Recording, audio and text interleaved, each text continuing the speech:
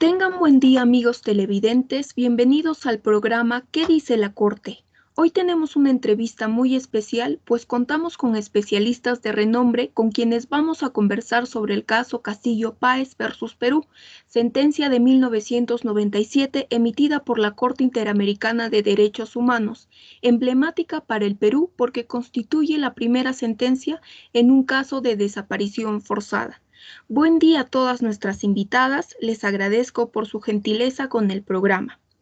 Para ponerlos en contexto, iniciaré explicando que en 1995 la Comisión sometió a la Corte Interamericana un caso contra la República del Perú que se originó en la denuncia cuyos hechos se dan el 21 de octubre de 1990 en horas de la mañana. Ese día, el grupo subversivo Sendero Luminoso produjo explosiones en la zona del Monumento a la Mujer del distrito de Villa El Salvador, departamento de Lima. Poco después de las explosiones, las fuerzas de seguridad peruanas organizaron una operación para detener a los responsables.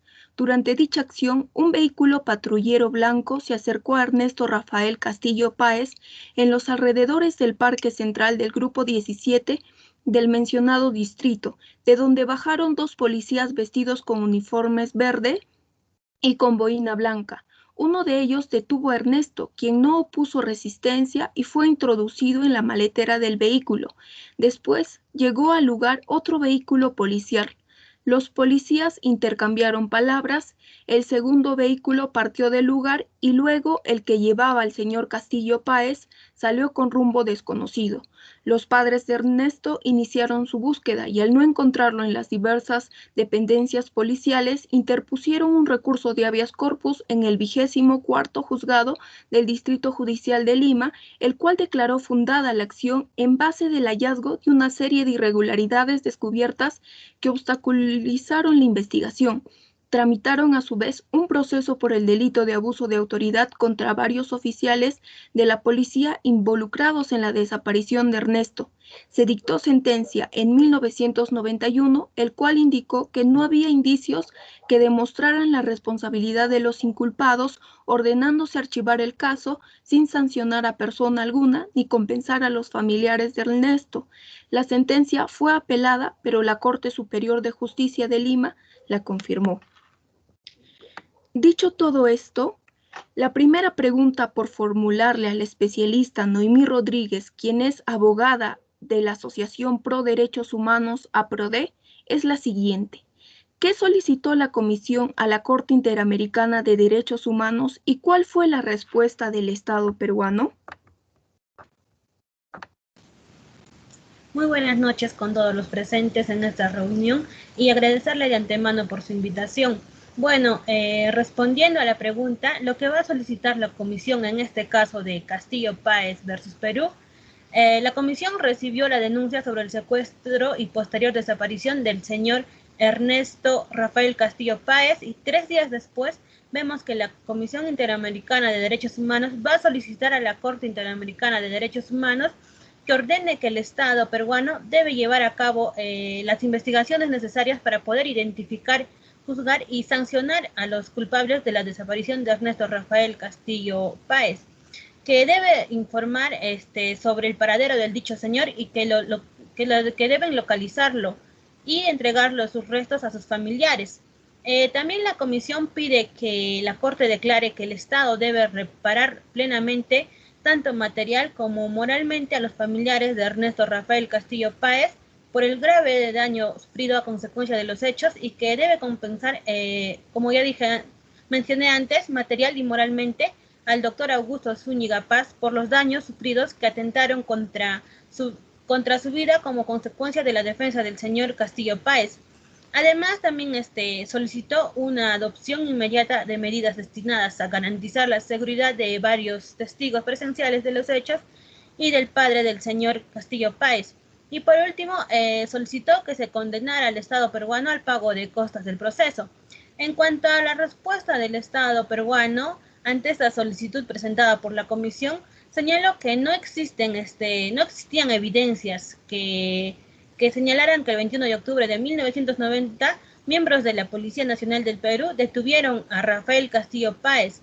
Conforme se señala en las conclusiones del informe número 159-90, en cuanto a las medidas de protección para varios testigos, el Estado informó a la comisión que la comisaría de Villa El Salvador venía prestando las debidas garantías para que la vida e integridad física de los testigos, y indicó también que para que pueda existir responsabilidad del Estado por una violación de un derecho determinado, se va a requerir de un acto u omisión por parte de las autoridades, del cual resulte un perjuicio que sea imputable al mismo y que de otra manera pueda tratarse de una infracción o delito de cuya autoría es solo responsable el individuo que lo cometió y que en consecuencia solamente él es responsable por los efectos del hecho y por la reparación del daño cometido.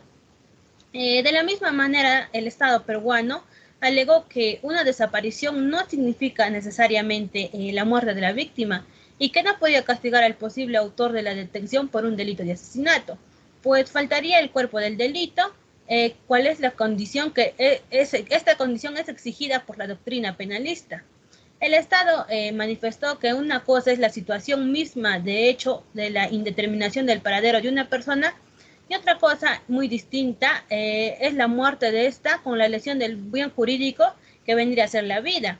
La comisión no ha aprobado a cabalidad que hayan sido efectivos policiales quienes han privado de la libertad a Castillo Páez y menos aún que hubieran atentado contra su vida. Con solo la indeterminación del paradero del señor Castillo Páez no podría llegarse a la afirmación de que el Estado es responsable. Eso es todo en cuanto a mi respuesta. Muchas gracias por su intervención. Ahora, la doctora Yaxi Rondán, quien es abogada del Instituto de Defensa Legal. El informe del perito Enrique Bernales Ballesteros es significativo, pues aporta información respecto a la práctica de desapariciones en el Perú. Coméntenos, por favor.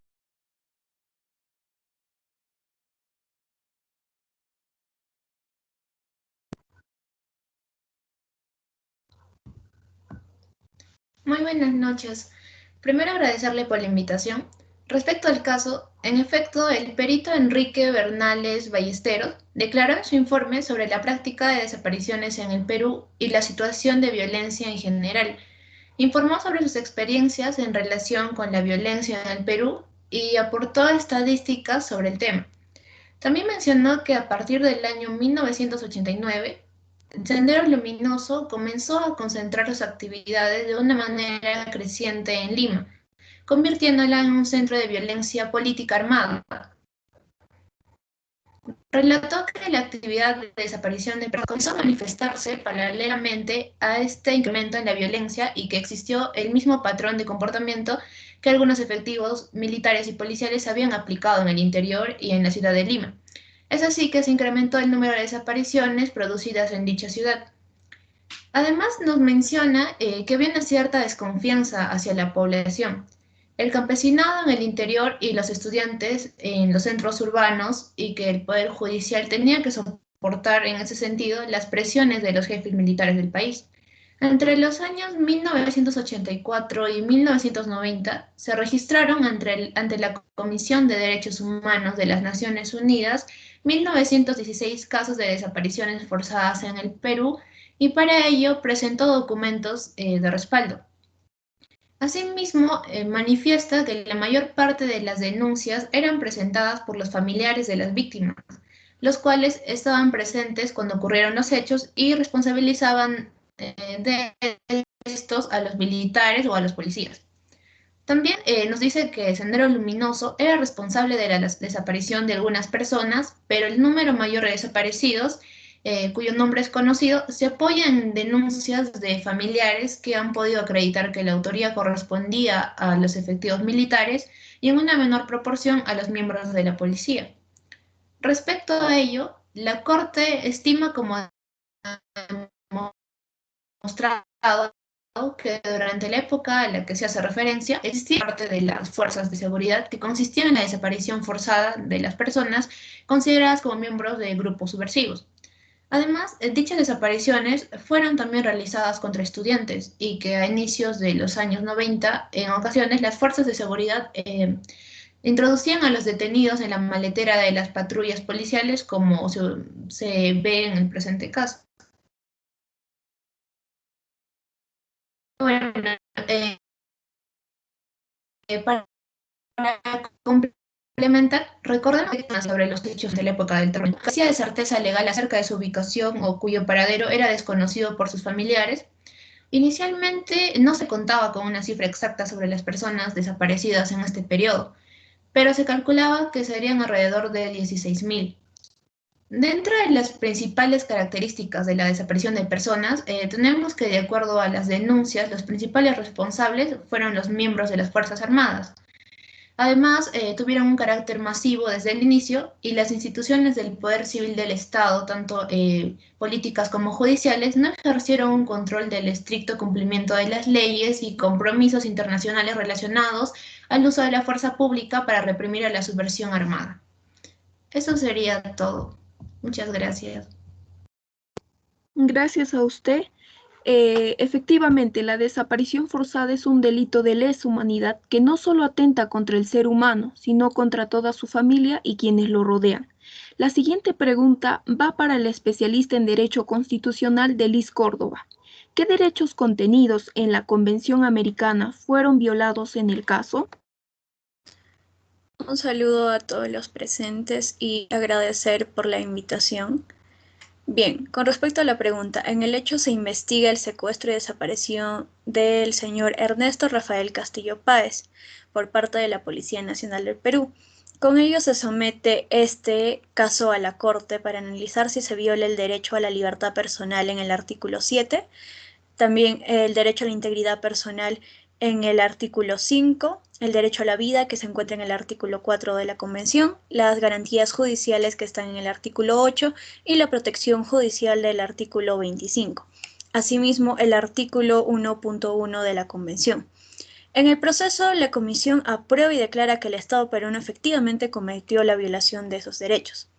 Para empezar, en el caso del artículo 7, el hecho de detener en forma violenta y arbitraria, sin motivación, que señalan los testigos, es atentar contra la libertad personal, ya que no se dio con los requisitos del ordenamiento jurídico ni nacional ni con los de la Convención, tan solo siguiendo la ley de amnistía que estaba en vigor en ese tiempo, pero contraviene la Constitución y tratados internacionales en derechos humanos, de igual manera de que no se demuestra de que la víctima había cometido un delito infraganti.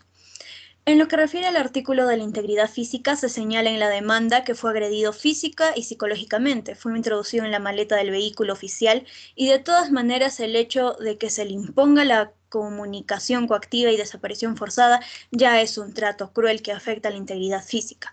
En cuanto al derecho a la vida, el señor Castillo fue detenido y ocultado, desconociendo su paradero mucho tiempo, suponiendo hasta entonces la defunción. Y por último, con respecto a la labor judicial del Perú, afectaron las garantías judiciales y protección judicial. Por ejemplo, el recurso que interpone la familia es obstaculizado con la adulteración de datos.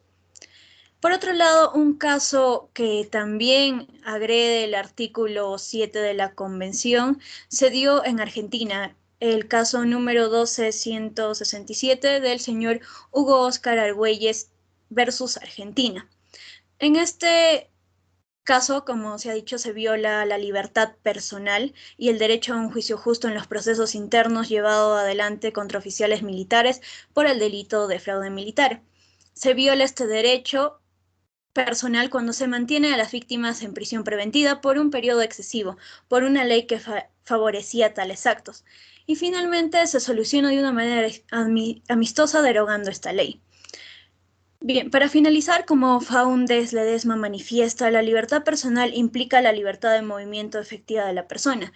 Y como segundo punto, a la segunda noción, la condición de esa libertad debe encontrarse protegida en la ley, la cual debe satisfacer ciertos estándares vinculados a hacer predecible cualquier privación de libertad y evitar la arbitrariedad en su interpretación.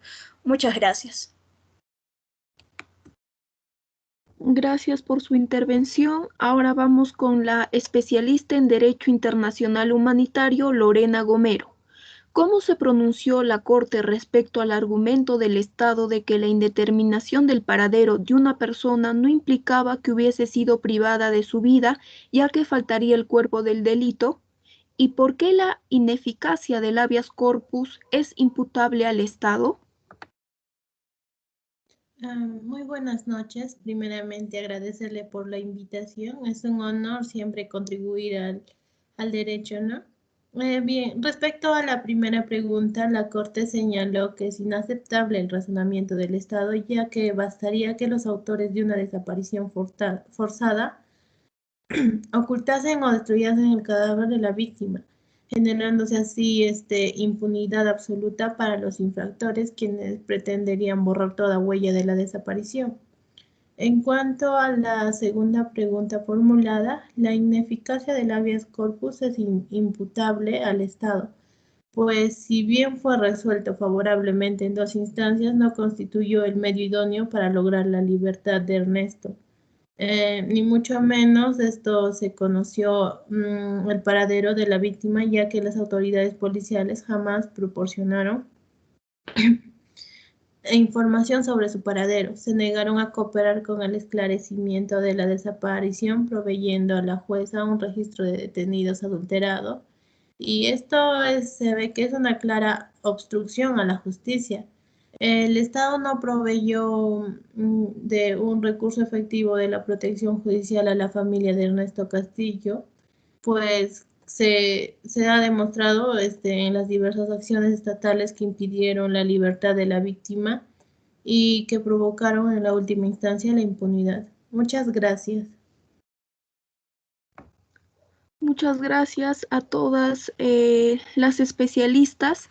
Y bueno, vamos a concluir en que el delito de desaparición forzada en el Perú debe ser un delito que implica el compromiso tanto de fiscales, tanto de jueces, tanto de los abogados y de los justiciables, un compromiso en la lucha contra el olvido y contra la impunidad.